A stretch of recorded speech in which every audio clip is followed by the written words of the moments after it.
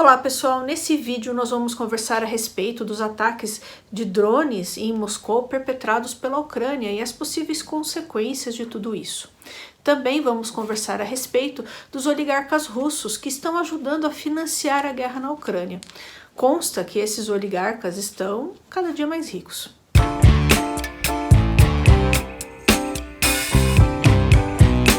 Olá pessoal, eu me chamo Juliane, você está no canal Vai e Veja, falo de história e literatura. Se você se interessa por esses dois temas, se você se interessa pela guerra na Ucrânia, veja a nossa playlist Guerra na Ucrânia e se inscreva nesse canal, tá certo?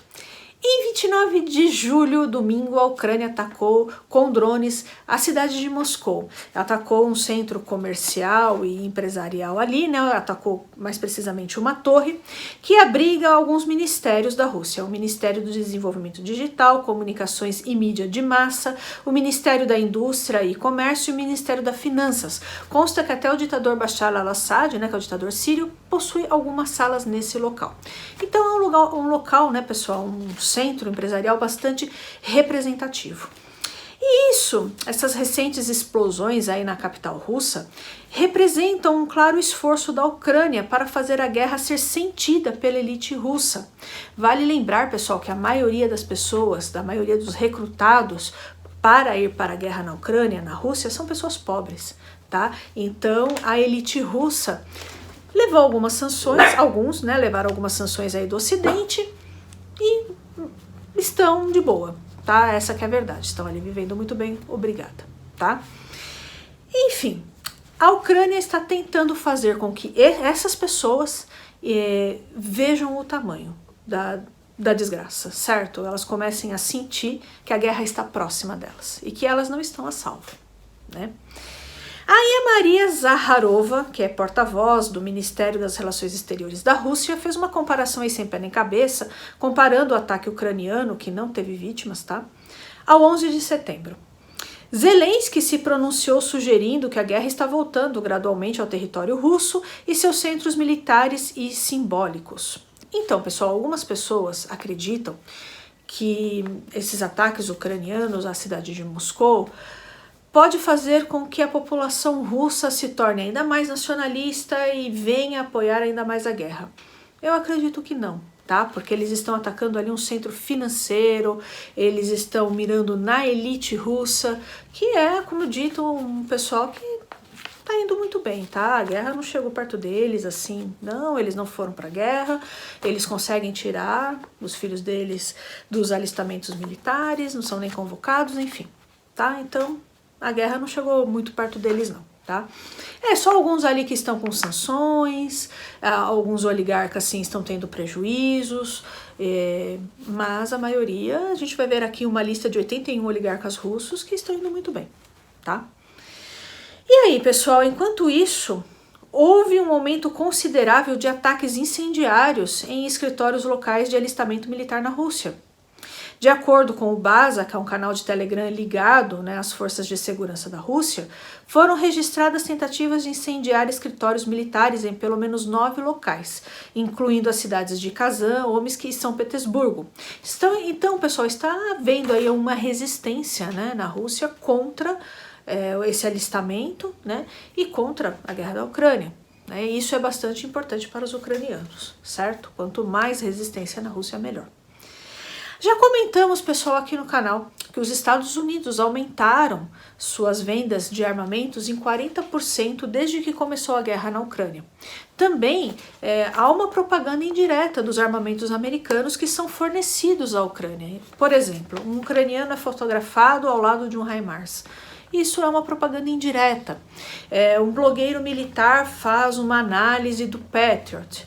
Isso é uma propaganda indireta também, certo? Então, os equipamentos militares americanos estão sendo bastante vendidos, né? Mas tem uma coisa que é pouco comentada, né? Que é o lado russo.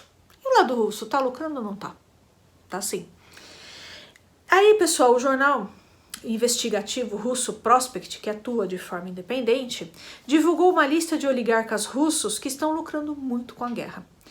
Essa investigação detalha todas as contribuições de 81 oligarcas da Rússia, que fizeram contribuições e estão fornecendo muitas coisas para a indústria militar russa, tá? A matéria cita vários exemplos, como o do regimento responsável pelo massacre de Bucha, que carregavam metralhadoras e rifles de assalto Kalashnikov. Essas armas, pessoal, foram desenvolvidas e produzidas pela empresa estatal de pesquisa e produção militar chamada Tsi-Tochmach, acho que é assim que se pronuncia, bem como pela DT Arek Plant, que pertence ao oligarca Igor Kezayev. A empresa Alfastrahonavir, os proprietários são Mikhail Friedman e Piotr Aven, fornecem seguro-saúde e seguro-propriedade para as empresas envolvidas na fabricação de armas. Todos eles aumentaram bastante, pessoal, sua lucratividade. Os oligarcas russos estão ligados também ao bombardeio do teatro de Mariupol. Vocês se lembram que os ucranianos colocaram um aviso, aqui tem crianças e tal. E os russos mesmo assim bombardearam. O número de pessoas mortas ainda é desconhecido. As autoridades ucranianas falam em mais de 300 pessoas mortas, tá, nesse bombardeio. E aí, pessoal, essas bombas que foram utilizadas nesse teatro são fornecidas pela empresa de Dmitry Mazepin, e outra empresa do ex-genro do Putin, que compra pó de alumínio da empresa de Oleg Deripaska. Então vocês percebem que isso é uma rede, né, pessoal, de vários oligarcas, pessoas muito ricas, vendendo vários produtos, digamos assim, para a fabricação dessas armas. E todas essas pessoas, pessoal, estão riquíssimas, mesmo com as sanções do Ocidente, tá? E aí, pessoal, essas empresas desses oligarcas estão ajudando também a recrutar mercenários para a guerra, né? Então eles estão tendo envolvimento direto, certo?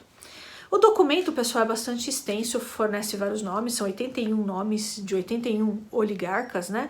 E suas empresas. Mas eu acredito que a partir desses exemplos a gente consegue ter uma dimensão, né, do tamanho da rede russa, também de fornecimento e de enriquecimento dessas pessoas que estão contribuindo diretamente para a morte de ucranianos, civis e militares, e também para a morte de russos, né, que são utilizados aí como buchas de canhão. Numa guerra, vale lembrar, numa guerra imperialista, tá certo? É isso aí, pessoal. Se você gostou desse vídeo, peço sua gentileza para você deixar o seu like, compartilhar esse vídeo com seus amigos, publicar esse vídeo nas suas redes sociais, deixar o seu comentário, tudo isso é muito importante, tá bom? Um abraço e até o próximo vídeo.